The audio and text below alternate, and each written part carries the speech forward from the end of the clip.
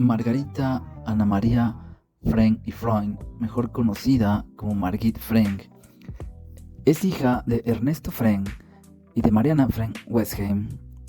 Nació en Hamburgo, Alemania, en 1925 y llegó a México con tan solo 4 años de edad. Su madre será quien por primera vez traduzca a Juan Rulfo al idioma alemán.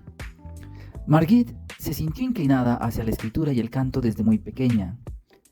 En una entrevista, refiere que a la edad de 6 años empezó a componer canciones y corridos. Cuando cumplió 13, recibió su primera guitarra, ya que su deseo también era musicalizar sus composiciones. Son estos antecedentes los que la llevan a estudiar letras hispánicas en la Facultad de Filosofía y Letras de la UNAM, carrera que concluirá en 1946 con una tesis sobre la lírica popular en los siglos de oro en España, ese famoso periodo comprendido entre los siglos XVI y XVII.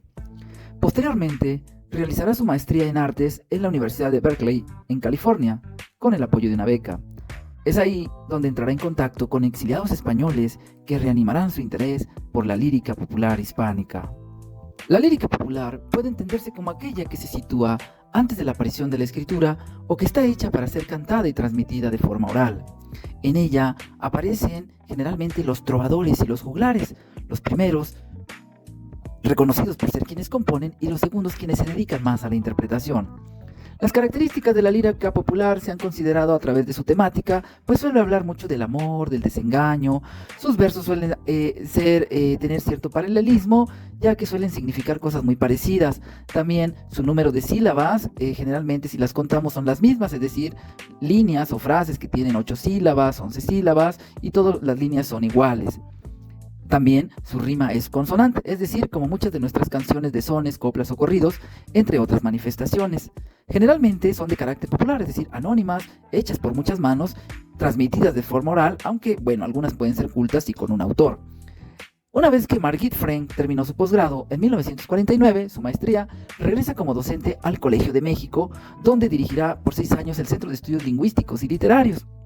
En 1966, se incorpora también como profesora de la Facultad de Filosofía y Letras de la UNAM. En este lapso, realizará su doctorado en Lingüística y Literatura Hispánica en el Colegio de México, graduándose con una tesis sobre las jarchas mozárabes y los comienzos de la lírica románica. A pesar de su brevedad, las jarchas son muy importantes para la historia de la literatura, ya que suponen una primavera europea de la literatura en lengua romance.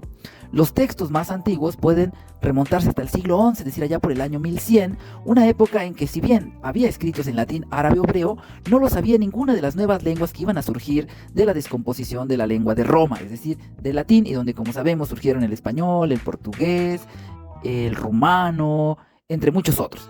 De ese modo, las jarchas tienen, además de su indiscutible encanto literario, un importantísimo valor histórico y cultural.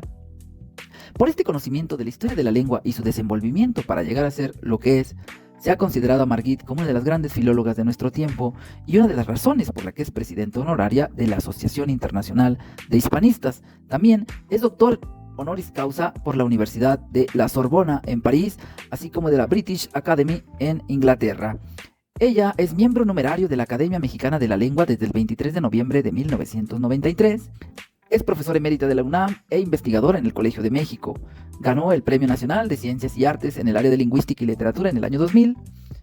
Y en 2012 se crea el Premio Internacional Margit Frank para todas aquellas investigaciones cuya temática tenga que ver con las tradiciones poéticas. Margit ha dicho que se sabe que las mejores informantes, entre las que transmiten la poesía popular, son las mujeres. Es decir, las mujeres tienen un papel importantísimo en la transmisión y en la creación de poesía popular.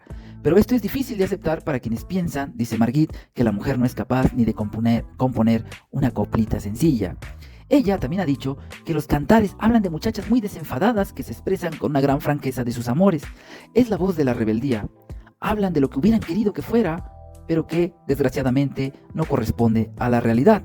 Lo anterior puede confirmarse en su estudio sobre las canciones femeninas en la Edad Media española. Por supuesto que su atención también ha sido depositada en la canción popular o folclórica de nuestro país. Por ello, desde 1958, comenzó a coordinar un grupo de investigadores del que al cabo surgieron entre 1975 y 1985 5 volúmenes del ya famoso Cancionero Folclórico de México, donde se recopilan cerca de 10.000 coplas mexicanas que se hallaban dispersas en cancioneros, manuscritos, antologías y grabaciones magnetofónicas. Esto solo del siglo XX.